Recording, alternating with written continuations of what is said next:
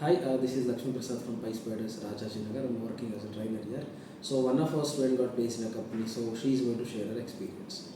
So hello guys, my name is Sandhya Bai. I completed my Bachelor of Computer Application from Abapu Degree College in the year of 2024. Initially I started with a Python class which was taught by Keshav sir. It was a very interactive class. He taught me how to think logically and code accordingly. Then I was started with SQL class. It was taught by Murali sir. He taught me how to interact with the database and dealing with the data.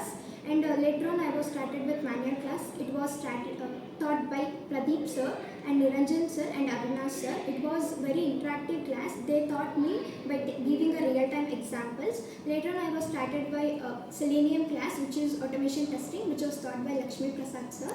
He taught me how to automate a web application by using Selenium.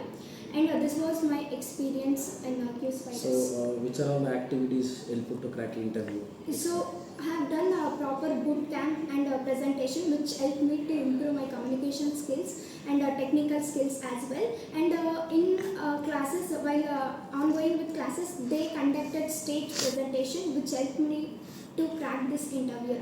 Okay, so congratulations. Thank you, sir. Thank you. Thank you.